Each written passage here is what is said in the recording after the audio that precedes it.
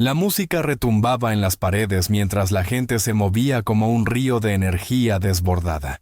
Thomas estaba allí, en el centro del salón, rodeado de carcajadas y conversaciones animadas. A su alrededor, copas chocaban en brindis y miradas cómplices cruzaban el aire denso, pero él sentía como si un muro invisible lo separara de todos ellos.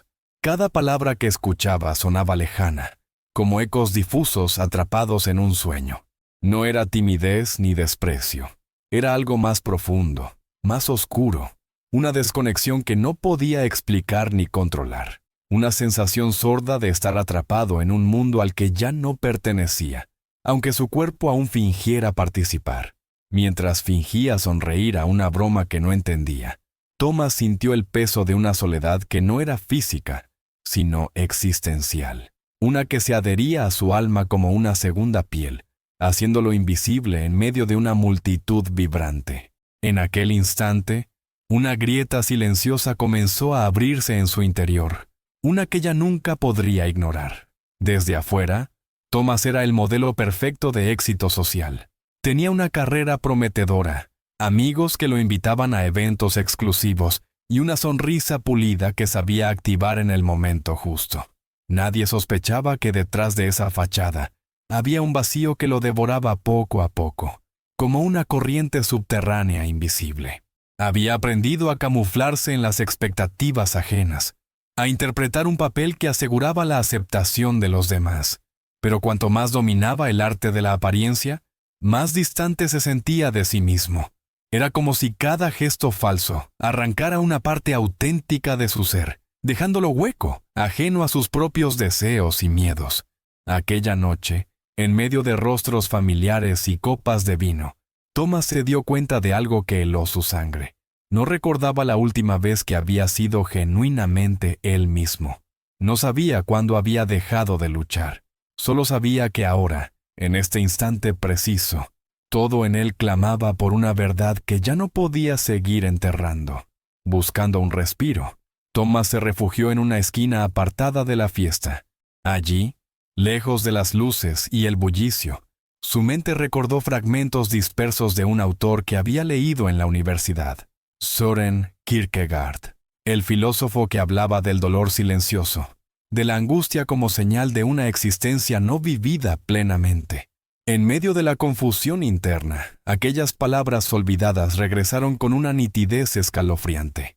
Kierkegaard decía que la peor forma de desesperación no era sufrir, sino vivir una vida que no era realmente la propia. Thomas sintió un estremecimiento al reconocerse en esa definición, como si una voz antigua lo estuviera llamando desde el fondo del abismo. Por primera vez en mucho tiempo, no intentó huir de esa sensación, no buscó distraerse ni anestesiarse. Permaneció allí, en la penumbra, dejando que la verdad lo atravesara sin defensas. Era un eco, sí, pero un eco que golpeaba con fuerza suficiente para agrietar su resistencia y empezar a abrir camino hacia algo que ni siquiera sabía que necesitaba. La fiesta continuaba, ajena a la batalla silenciosa que se libraba dentro de Thomas.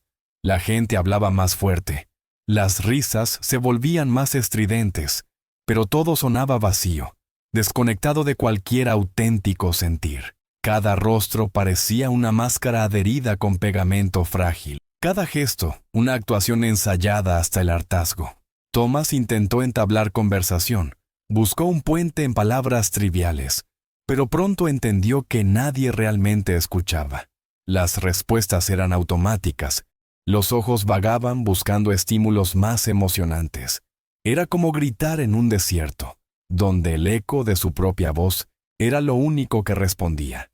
En ese momento, algo dentro de Thomas se rompió silenciosamente. Comprendió que no era el único que llevaba un peso invisible.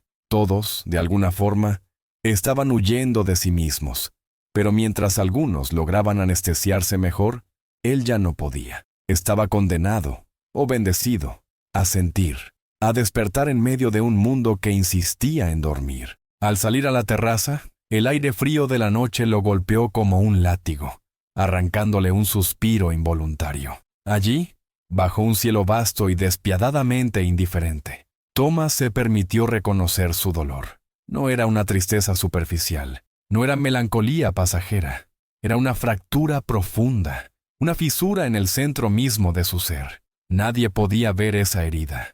No había vendas ni sangre, ningún rastro físico que delatara su existencia. Y sin embargo, dolía más que cualquier herida visible. Sangraba en cada sonrisa forzada, en cada «¿Cómo estás?», respondido con un automático «bien».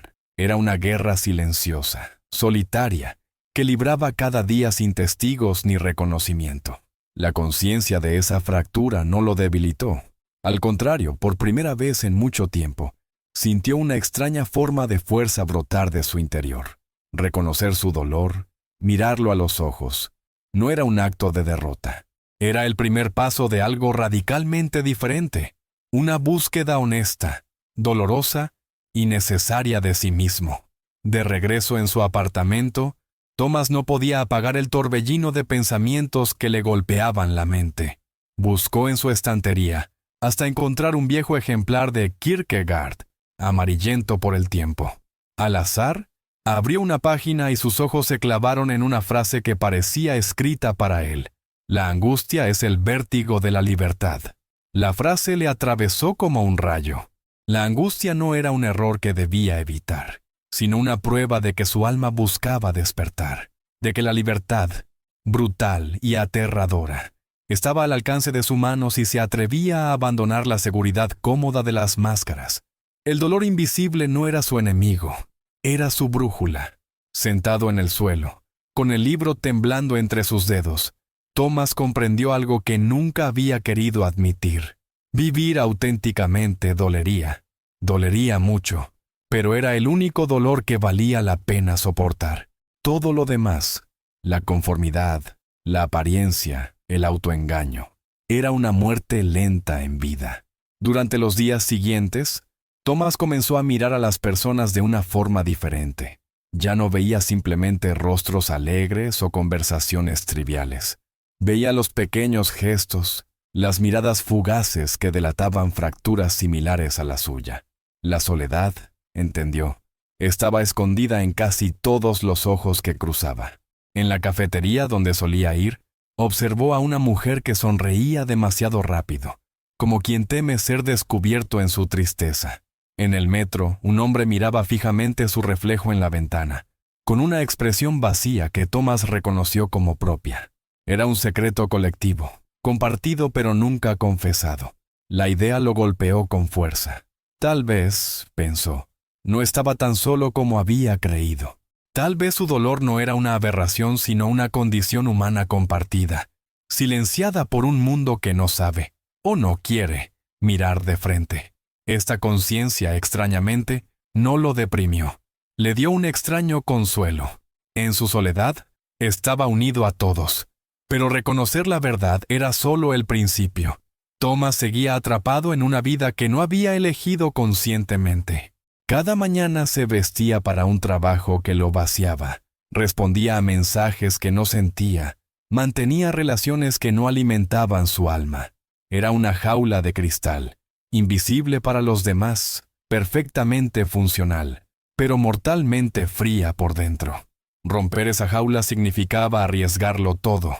Significaba decepcionar expectativas, enfrentar preguntas incómodas, perder seguridades materiales, y lo peor de todo, enfrentarse a sí mismo, sin excusas ni distracciones.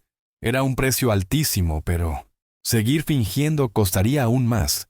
Su propia vida, su autenticidad, su esperanza.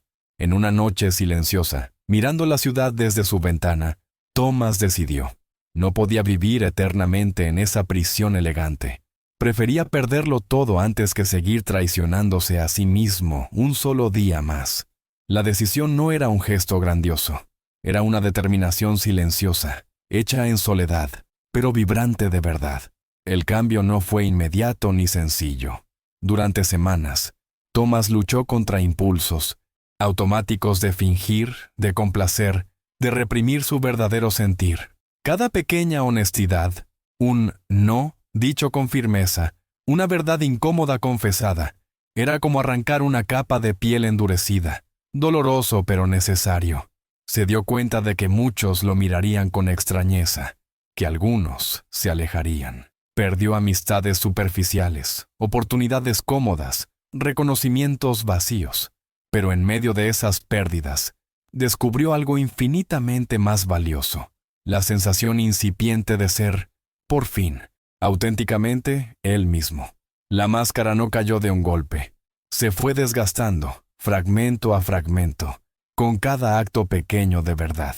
Y cuanto más desaparecía, más respiraba, más ligero, más pleno, más real. Thomas empezaba a comprender que la vida auténtica no estaba hecha de grandes gestos heroicos, sino de pequeñas fidelidades cotidianas a su propio ser. Una mañana, mientras caminaba por el parque bajo un cielo limpio, Thomas sintió algo que no experimentaba desde su niñez.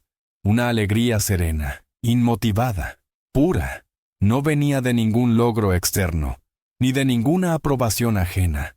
Era simplemente la alegría de estar vivo, de habitarse plenamente, de no deberse a nadie más que a su propia verdad. Recordó entonces una última enseñanza de Kierkegaard. La puerta de la felicidad se abre hacia adentro. No era el mundo el que tenía que cambiar.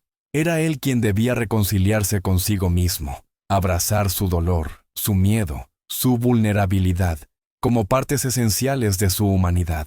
Y en ese abrazo, nacer de nuevo. Thomas no era un héroe ni un sabio. Era simplemente un hombre que había decidido no traicionarse. Su vida no sería fácil, ni siempre feliz, pero sería suya. Y eso, en un mundo de máscaras, era un acto de valor extraordinario. Caminando entre la gente, por primera vez en mucho tiempo, Thomas ya no estaba solo. Se tenía a sí mismo.